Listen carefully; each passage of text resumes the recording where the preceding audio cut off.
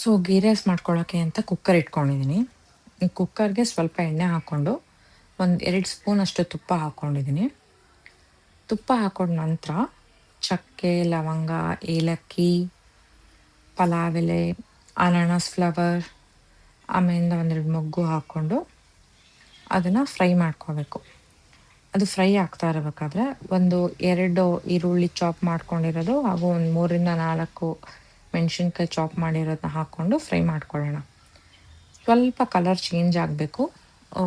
ಈರುಳ್ಳಿ ಬಣ್ಣ ಬದಲಾಗಿ ಸ್ಮೆಲ್ಲು ಸ್ವಲ್ಪ ಕಮ್ಮಿ ಆಗ್ತಾ ಅದ್ರ ಘಮ ಘಮ ಆ ಥರ ಸ್ಮೆಲ್ ಬರೋಕ್ಕೆ ಸ್ಟಾರ್ಟ್ ಆದಮೇಲೆ ತೊಳೆದು ಒಂದು 30 ನಿಮಿಷ ನೆನೆಸಿಟ್ಕೊಂಡಿರೋ ಅಕ್ಕಿ.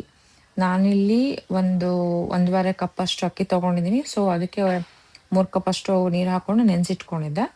ಸೊ ಆ ಅಕ್ಕಿನ ಹಾಕ್ಕೊಂಡಿದ್ದೀನಿ ಇವಾಗ ಇದಕ್ಕೆ. ಅದನ್ನು ಸ್ವಲ್ಪ ಕೈ ಆಡಿಸ್ಬಿಟ್ಟು ಬೇಕಾಗಿರೋ ಅಷ್ಟು ನೀರು ಏನು ನೆನೆಸಿಟ್ಕೊಳಕ್ಕೆ ಯೂಸ್ ಮಾಡ್ಕೊಂಡಿದ್ವಲ್ಲ ಅದು ಒಳ್ಳೆ ನೀರನ್ನೇ ಉಪಯೋಗಿಸ್ಕೊಂಡಿದ್ದೆ ನಾನು. ಸೊ ಅದೇ ನೀರನ್ನೇ ಹಾಕ್ಬಿಟ್ಟು ಇವಾಗ ನಾನು ಮಿಕ್ಸ್ ಮಾಡ್ತಾ ಇದ್ದೀನಿ.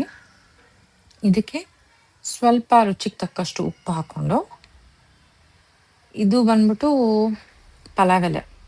ನಮ್ಮ ಮನೇಲೆಲ್ಲ ಇದನ್ನ ಬಿರಿಯಾನಿ ಎಲೆ ಅಂತಲೂ ಅಂತಾರೆ. ಸೊ ಅದು ಹಾಕ್ಕೊಂಡ್ರೆ ಘಮ ಚೆನ್ನಾಗಿರುತ್ತೆ ಅಂತ ಹಾಕ್ಕೊಂಡಿದ್ದೀನಿ ಅಷ್ಟೇ. ಯು ಕ್ಯಾನ್ ಕಂಪ್ಲೀಟ್ಲಿ ಸ್ಕಿಪ್, ಇಲ್ಲ ಅಂತಂದರೆ ಪರವಾಗಿಲ್ಲ, ಹಂಗೂ ಸ್ಮೆಲ್ ಚೆನ್ನಾಗೇ ಇರುತ್ತೆ. But still I am adding it. ಅದ್ರ ಜೊತೆಗೆ 1 ಸ್ಪೂನ್ ತುಪ್ಪ ಮೇಲ್ಗಡೆ ಹಾಕ್ಬಿಟ್ಟು ನೀರು ಚೆನ್ನಾಗಿ ಕುದಿ ಬಂದಮೇಲೆ ಕುಕ್ಕರ್ ಲಿಡ್ನ ಮುಚ್ಚಿಟ್ಟು 2 ವಿಷಿಲ್ ಬಂದರೆ ಸಾಕು. ಬಿಕಾಸ್ ನಾವು ರೈಸ್ನ ಕಂಪ್ಲೀಟಾಗಿ ಕುಕ್ ಆಗಕ್ಕೆ ಬಿಟ್ಟಿರಲ್ಲ ಕುದಿ ಬರಬೇಕಾದ್ರೆ, ಜಸ್ಟ್ ಒಂದು 10-20% ಆಗಿರುತ್ತೆ ಅಷ್ಟೇ. ಸೊ 2 ವಿಷಿಲ್ ಬಂದಮೇಲೆ ಮೀಡಿಯಮ್ ಫ್ಲೇಮಲ್ಲಿ ಕುಕ್ಕರ್ ಪ್ರೆಷರ್ ಇಳಿದ್ಮೇಲೆ ಲಿಡ್ ಓಪನ್ ಮಾಡಿದ್ರೆ ಬಿಸಿ ಬಿಸಿ ಆಗಿರೋ ಗೀ ರೈಸ್ ರೆಡಿ ಆಗಿರುತ್ತೆ. ಸೊ ಇದನ್ನು ನೀವು ದಾಲ್ ಫ್ರೈ ಜೊತೆನಾದರೂ ತಿನ್ಬೋದು, ಅಥವಾ ಎನಿ ವೆಜ್ ಕುರ್ಮಾಗಳ ಜೊತೆ, ಇಲ್ಲ ನಾನ್ ವೆಜಿಟೇರಿಯನ್ ಆದರೆ non veg any side dish ಜೊತೆನೂ ಸಖತ್ತಾಗಿರುತ್ತೆ.